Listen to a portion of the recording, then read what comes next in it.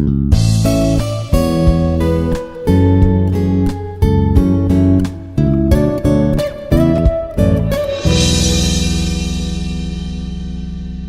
good morning. This is Suneel. Uh, Today we are going to discuss about IoT communication protocols, which is a next topic for the previous class discussion, which is Introduction to IoT, which is the topic called communication models. What are the different kinds of communication models which are existed? These are the things which we are going to discuss today. In this particular module, what exactly the things which are existed? Once again, have a look onto the screen, please. Today we are going to discuss about IoT communication models, IoT communication APIs, application-based interfaces, and also IoT-enabled technologies and wireless sensor networks. These are the topics which are going to be covered in this particular class. And let me have a view about these particular things, what exactly these things are, what we are going to get after completion of this class.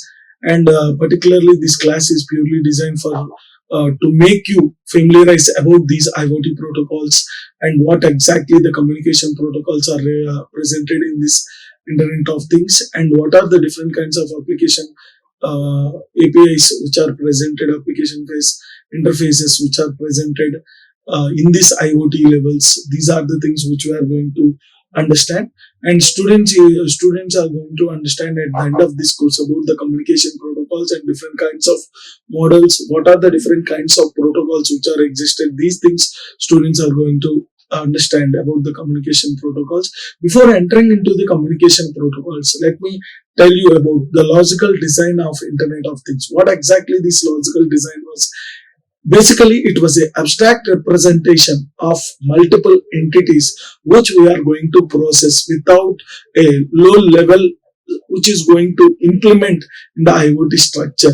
And here, if you observe the scenario, in this functional blocks which are consisted in the logical design, this particular IoT system is going to tell you how many number of functional blocks are required, and for providing this particular things, what exactly the system capability was, and how to identify these functional blocks, and how to sense, how the sensors are sensing the things, and how after sensing the information, how these are transferring the information with activating, and how we are going to communicate between two different protocols, and how the internal things, application interfaces are existed, and also the how we are managing the IoT devices. The entire things are going to be discussed in this logical degree. If you observe, there are few blocks which are existed in this IoT, functional blocks of IoT. If you see, there was a device, and there was a security level, and there are services, and there are communications, and there are management, and there is application. Here totally there are 6 different blocks which are existed in your IoT block. And if you start seeing with the devices which we are installing at the time of particular installation of our IoT devices. For example, take home automation system. In home automation system, we are going to establish multiple cameras, multiple security things which are acting as a IoT devices. And after that, in between, we are having management, and we are having communication, we are having services and security. These are the 4 levels which lies in between the device and application. How we are providing security for the data which we are transferring towards the application, and how we are going to communicate with the application layer, and what are the different kinds of services which we are getting, and how we are going to manage the things. These are the things which we are going to see in this particular logical layer. As I told you, the device, particularly in IoT system, device should provide sensing, agitation, monitoring and control function. What sensing was? Sensing is the thing. When a motion is detected under our IoT device, it is going to sense and send an information to the device to start recording the process. And coming to agitation, after sensing that particular information, how it is going to be transferred to that particular device and how it is going to be agitated, right? And monitoring, after sensing and agitating the information, a continuous monitoring should be there on the things which are happening throughout the continuous data process. And also the control function.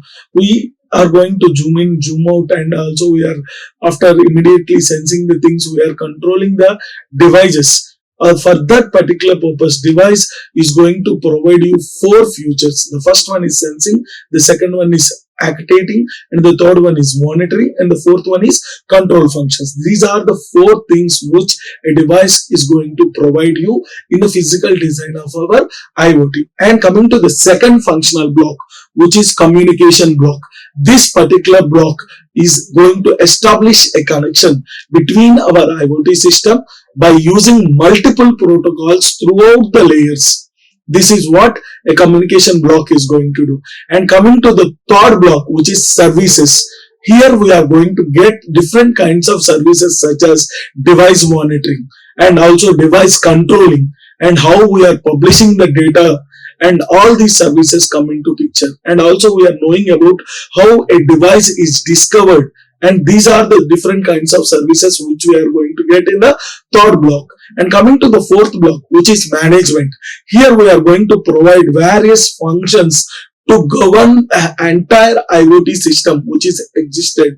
For that particular purpose only, this particular block is going to be used. Coming to the next topic, which is the fifth block, which is, we officially call it as security. Security plays a major role for any kind of IoT level, or for any type of automation system. Security will plays a major role.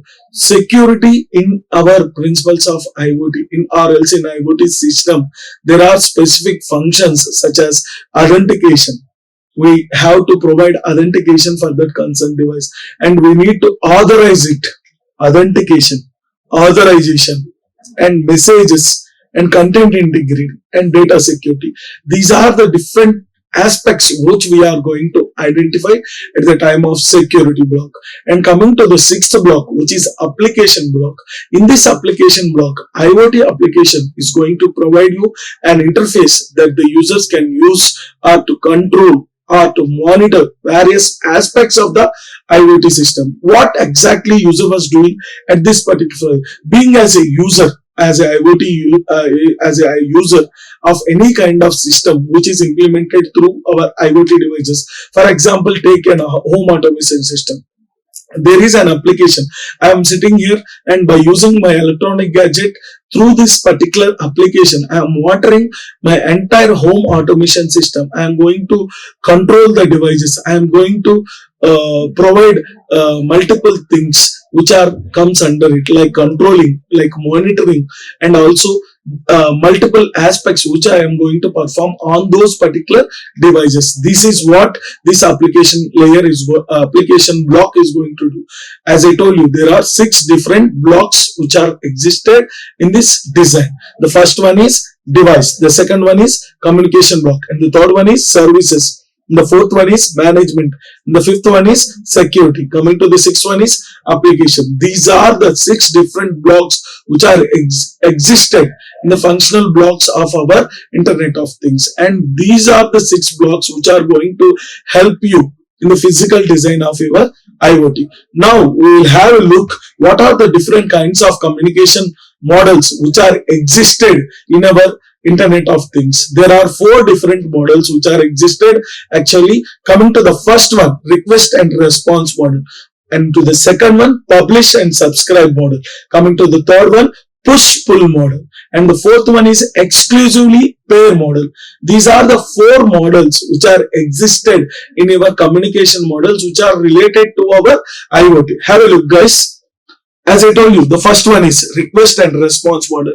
In this particular model, user is going to request some resource to the server end, client and server. In between client and server, client is going to pass some kind of request, and server is going to respond to the request which is given by the customer, by the client. This is how request response model will function. And coming to the second model, we'll have a detailed discussion in the coming slides, and I am just giving you an overview about these particular 4 models. Coming to the second one, which is publish and subscribe model. In this publish and subscribe model, in between publisher and subscriber, publisher was the one who is publishing his concern research papers or else books, whoever is doing. And subscribers are the persons who are utilizing the published resources in this publish and subscriber model. Coming to the next one, push and pull model. And in this push and pull model, we are using a queue where the client is pushing his information into the queue, and the customer who is at the end state, he's going to pull the resources what exactly he want. That is what push and pull model is related to. And coming to the fourth model, which is exclusively pair model. And in this exclusively pair model, whatever the documents which are required, whatever the data which is required from that particular device, this particular model is going to help you. Once again, have a view. The first one is request and response model, and the second one is publish and subscribe model. Coming to the third one, push and pull, and coming to the fourth one, exclusive pair. Now we will have a view how exactly request and response model is going to be. As I told you, it is the model which is used for communicating whenever clients want to send some requests to the server, and server is going to respond to the requests which are forwarded by the client. In this particular model, whenever, see here, see in the diagram once, client, he is sending a request to the server in the form of this way, and server is received that particular request, and he is going to process on the request what was done by the client, and he will check with the resources which are related to the database, and if he find that particular request resources, he is going to give a response to the client. This entire process will be done in a fraction of seconds. This is how request and response model states in between our communication model, which is related to our IoT devices. Here, what exactly happening? Whenever server receives a request, he is going to decide how to respond, how to fetch that particular data, whatever the request which we resource, and he is going to represent, and he is going to prepare the resource for the client. And here in this model, as I told you, this was a stateless model. In this stateless model, server will not remember any kind of previous request. This is the thing which we have to keep in mind. And also, every request is independent from the other request. In request and response model, as I stated, it was a stateless model. Here we need to remember two major points. One is server is not going to remember whatever the previous request which server has received, and also every request is independent which is forwarded by the client. For suppose first I have forwarded a request, and second I have forwarded some other request, and this first request and this second request are independent from each other.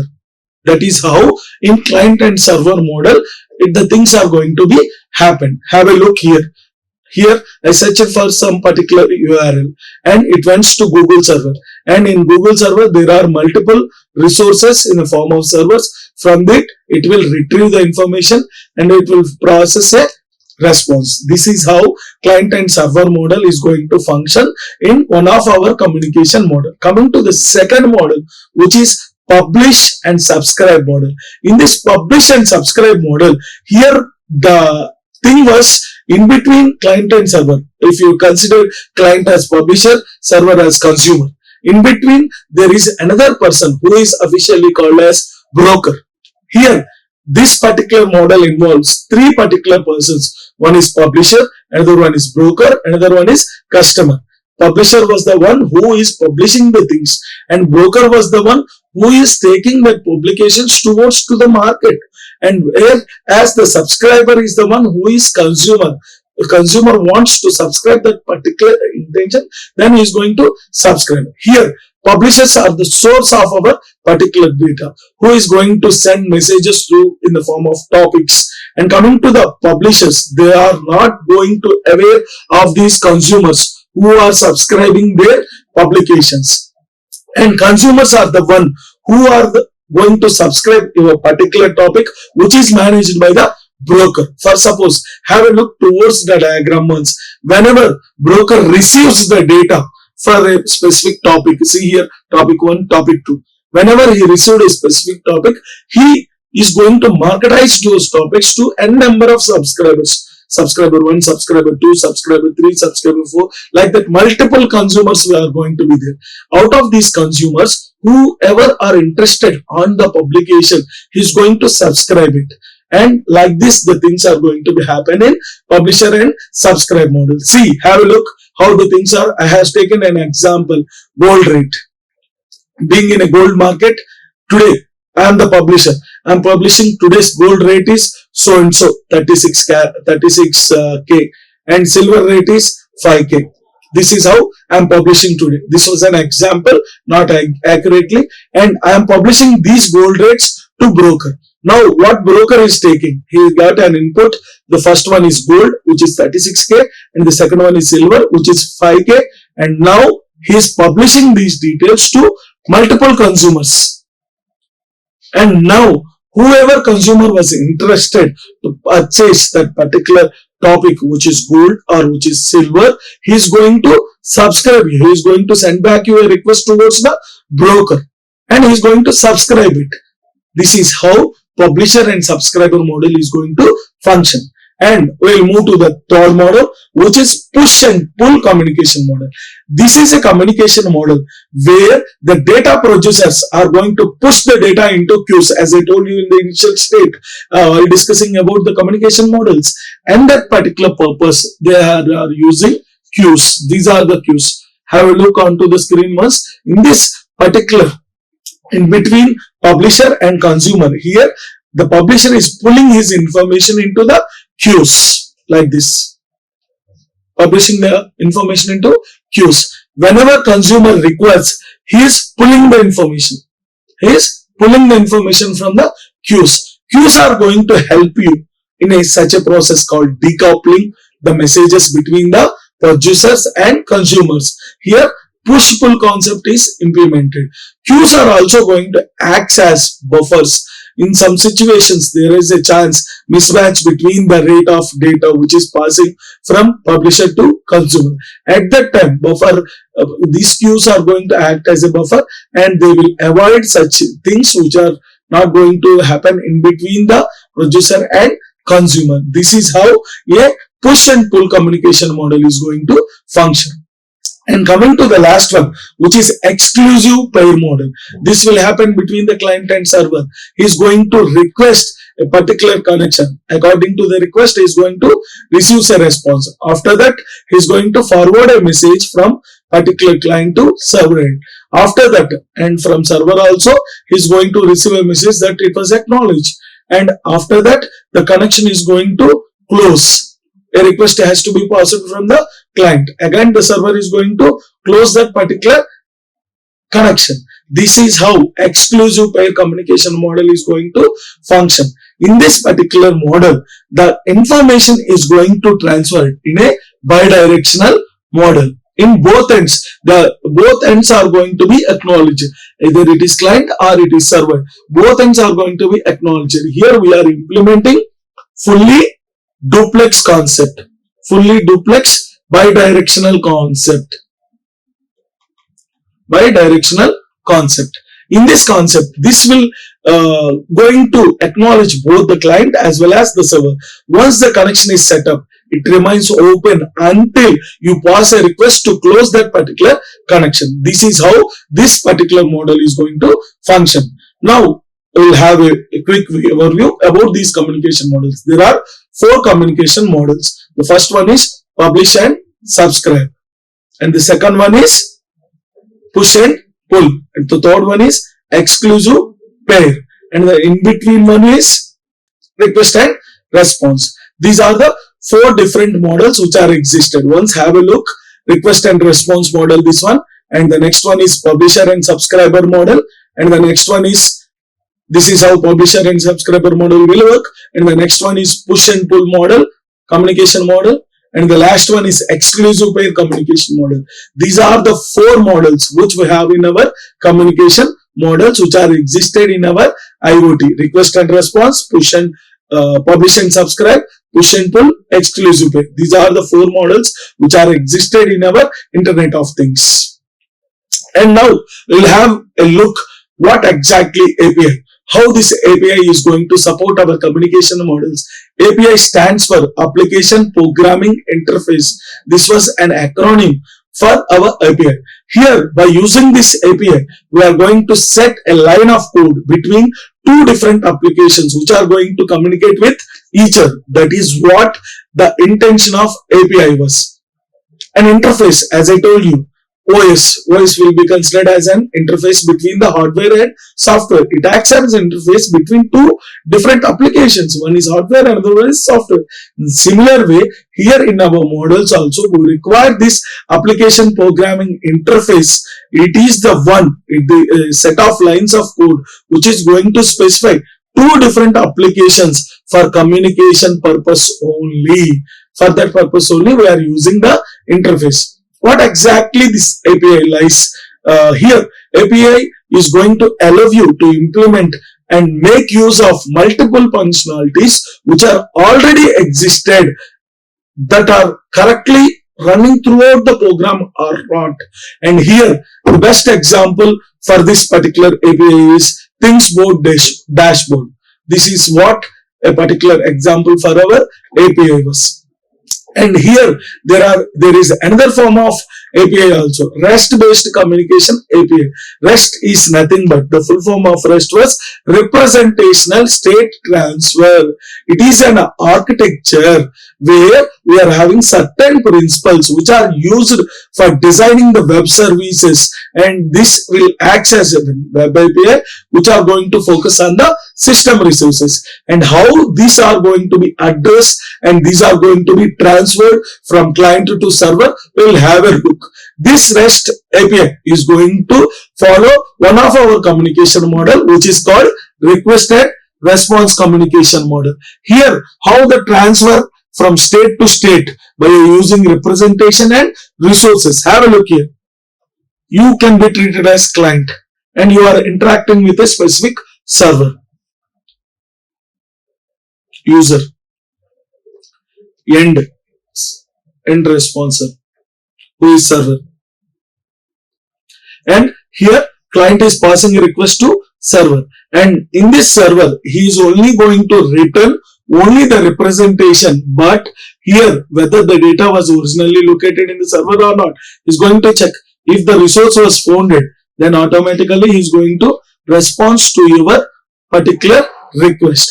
This is how the things are going to be happen by using the request and response model in our REST API. REST means representational state transfer. It is an architecture where we are going to develop multiple web services and multiple web APIs. Have a look what exactly the advantages are.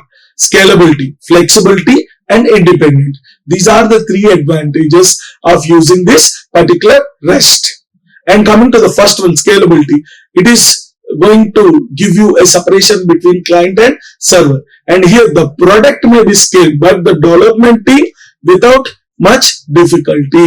And you will have such a flexibility and portability. You can use the data by based on the request which are proportionally sent. And also we are performing the migration from one server to another by carrying out the changes at the database. Whenever client requests something, he is going to search in his server database. If the resources found, he is going to produce you, so that the database has been modified. For suppose, take a best example. You are writing a query to update the information which is presented in the database. That query is going to be sent towards server in form of a request. Whenever that query is solved, the database is going to update some information in it. That is what the changes which we are going to update in the database by using a factor called flexibility and portability. Coming to the next one, as I told you, it was independence. By using this REST API, you are going to get a good independent factor, which is here due to the separation between client and server. Here we require a protocol which is going to develop various areas independently. And along with that, how the things are going to be happen by using this particular environment. See here. Here client was there. Here server was there. Client is requesting by using multiple commands such as get, put, update, delete with a payload. As I told you, I have taken you an example from DBMS. I'm writing a query by using SQL. I am updating information in the database. These are the in the form of request, and now on server, after updating, he is going to receive a response by basing on JSON and XML. JSON, which is related to Java, and XML, which is related to extendable markup language. And again, client is going to forward some more request, and the server is going to verify the resources, and it is going to respond for the request which is given by the server. This is how the three best advantages of using this REST API. The first one is scalability, the second one is flexibility and portability, and the third one is independence. This is how REST API is going to provide the best advantages to our principles of IoT. And coming to the next concept, which is there are particular architectural constraints which we need to consider at RESTful API. REST API is different and RESTful API is different. And here there are 6 architectural constraints, which are uniform interface, stateless interface, cache, client and server, layered system, code on demand. This was optional. This component can be used as optional component. And here these are the constraints which are going to apply on our component connectors, on our data elements, on our hypermedia systems. For these purposes, these are the constraints which are going to apply. As I told you, the first one, uniform interface. It is a key constraint which is going to differentiate a REST API and a non-REST API. It is a key constraint which is going to differentiate between REST API and non-REST API interfaces. And also it is going to suggest you how to interact irrespective of the device. Whatever the type of application, whatever the type of device it was, it is going to suggest you this is the way how to interact with that particular IoT device. This is the uniform interface. Coming to the second one, which is stateless. And in this stateless constraint, this constraint is going to be used by the here the server is not going to store anything about the latest HTTP requests and clients which are made. As I told you, in the server doesn't bother about the previous request. For that purpose only, stateless constraint.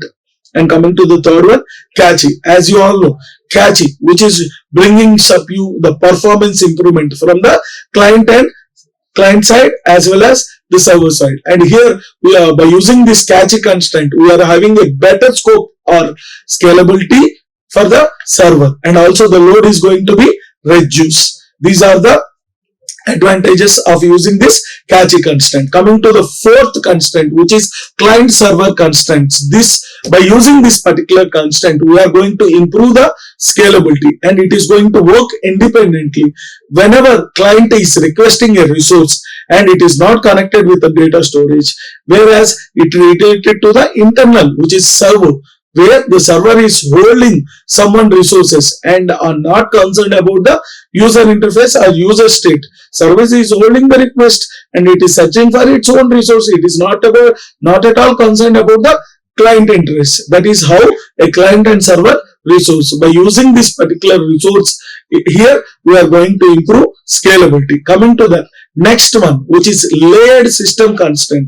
By using this layered system constraint in our REST API, it is going to allow you to use the layered architecture where we are going to deploy our interfaces on both servers like server A, server B, server C, based on the authentication requests as well as for storing information in it. This is the constraint which is going to be used. And the next one is which is code on demand.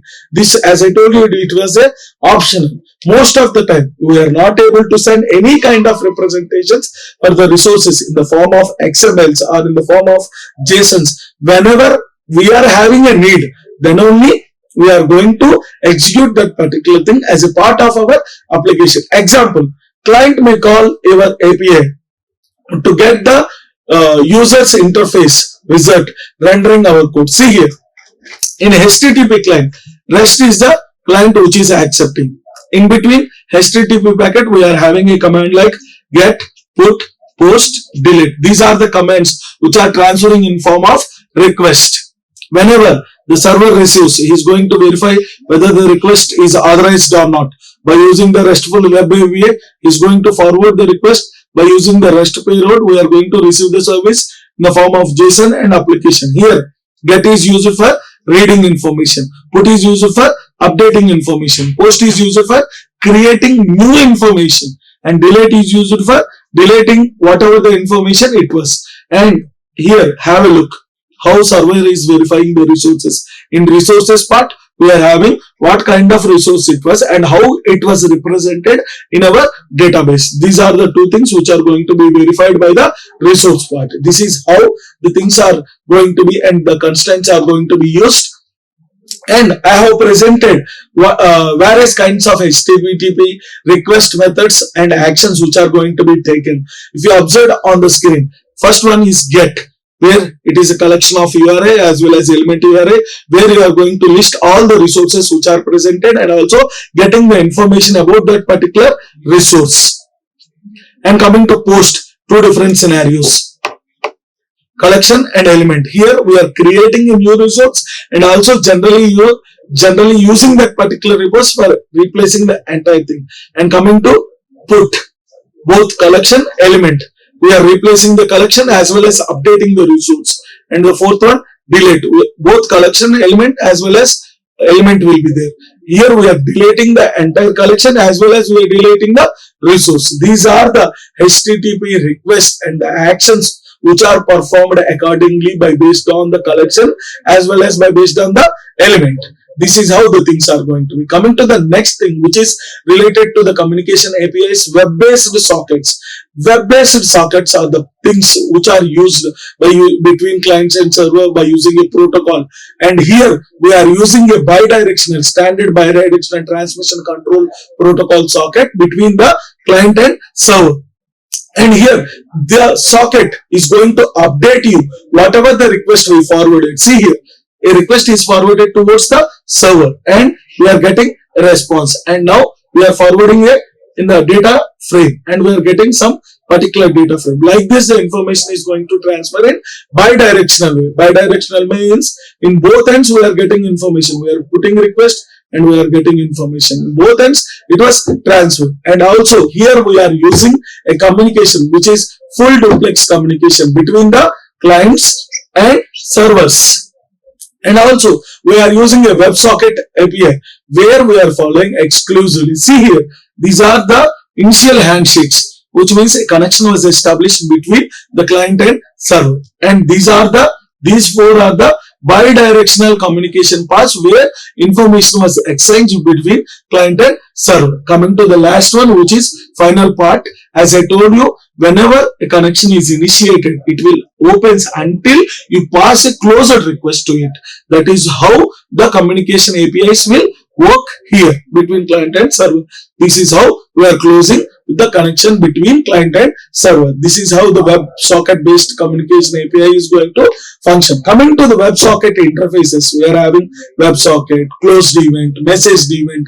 As I told you, WebSocket is the thing which is going to establish the connection between server to client, where we are going to send and receive data from through this particular connection. Coming to the closed connection, which is here it was an event which is sent by the WebSocket where the connection is going to be lost. And the next one is here we are going to receive a message from a server. This is how message event is going to function. Have a look here, difference between REST API and WebSocket API. These are the comparison between these two kinds of application programming interfaces, REST application programming interface and WebSocket application programming interface. As I told you, both are stateless protocols. Here in REST API, it is not going to store the data. Here it will store the data. And here it is unidirectional in REST API. Whereas in WebSocket API, it was a bidirectional.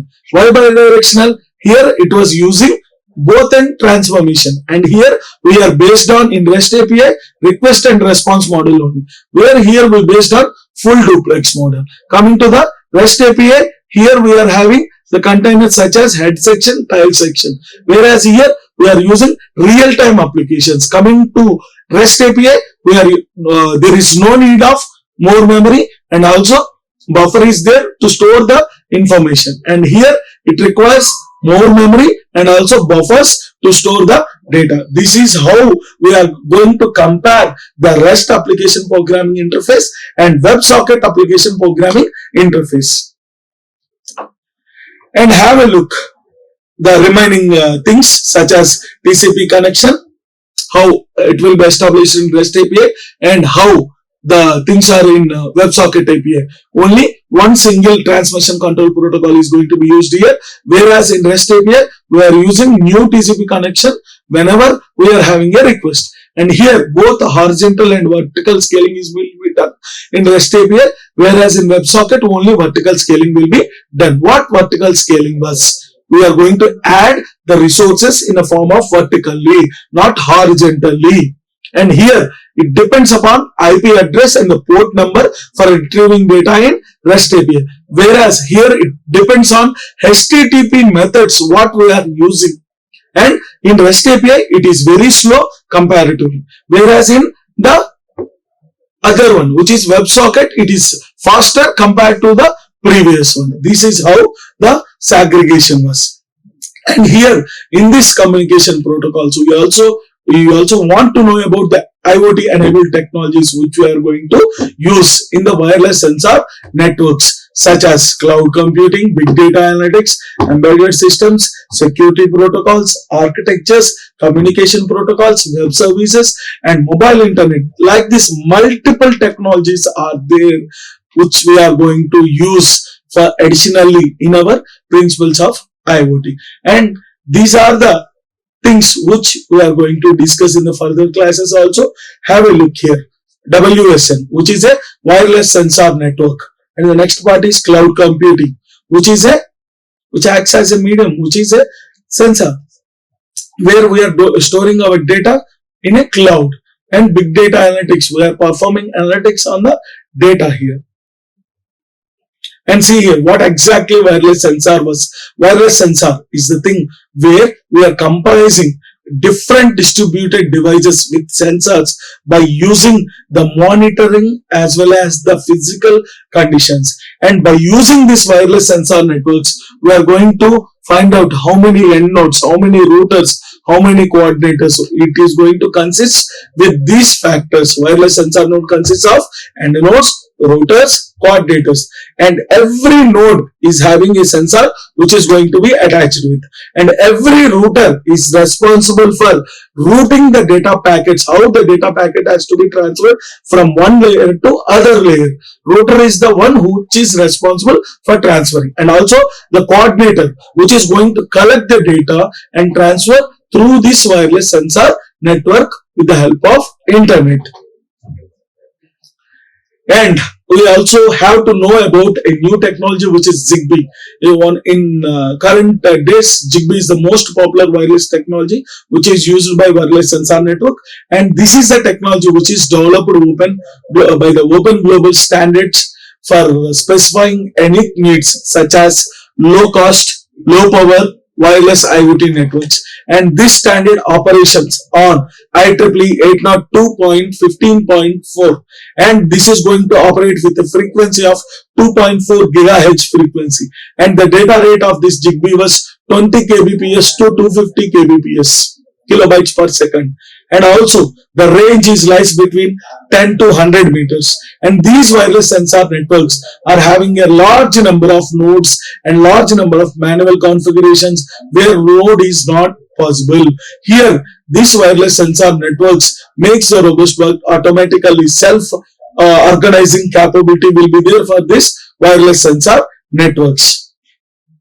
And have a look how the things are internally connected. How the green one is the ZigBee coordinator and the blue one is the ZigBee routers, and these are the ZigBee devices which are connected to the router, right? In any event of failure, some nodes are additional new nodes to the network. They are going to reconfigure themselves. If there is a failure, automatically it is going to reconfigure themselves.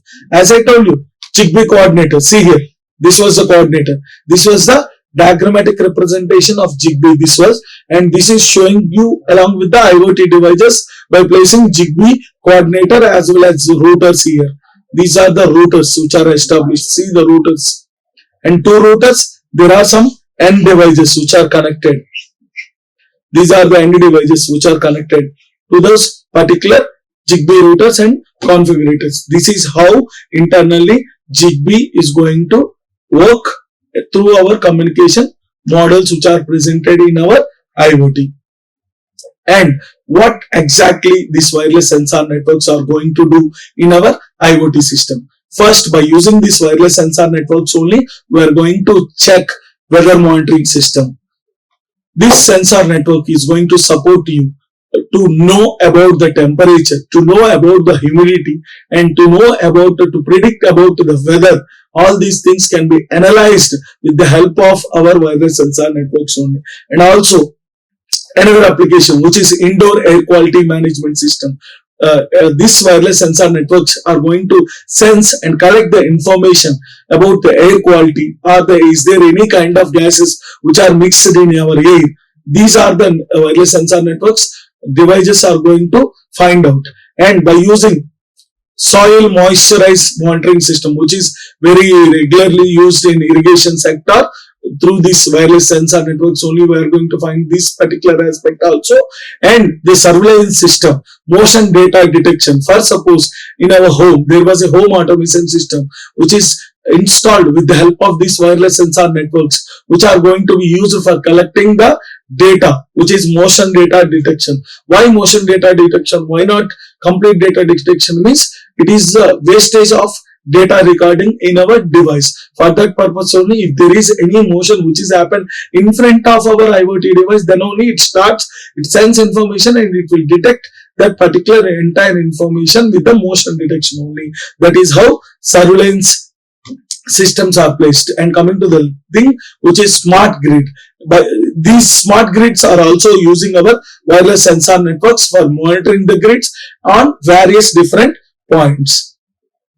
And see here, there is a thing which shows you a particular diagram about these particular wireless sensor network. And the last application was structured health monitoring system.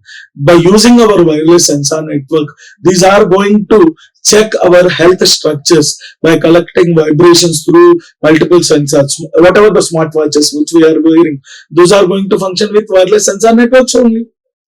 Like this, multiple wireless sensor networks are there in our real-time usages, in our real-time applications which we are using in our day-to-day life. Without IoT, nothing is possible. Have a look here, weather monitoring system. Here some sensor is placed and Arduino is connected through a Wi-Fi module. The data is uploaded to cloud. See here, ThinkSpeak, it was the device which is uploading information to cloud. And see here how the smart grid is established. There are multiple things: cities, electrical vehicles, Windows power plant, solar power plant, hydraulic, thermal plant, nuclear plant, factories, smart houses. Our smart grid has extended its wings through our IoT, Internet of Things. This is how the things are. That's it, guys. Thank you. I'll meet in the next session with a couple of technologies which are related to IoT, such as cloud computing, the big data analytics, and also various kinds of applications and IoT levels also in the next session. That's it. Thank you. Like, share and subscribe. Hit the bell icon for more updates.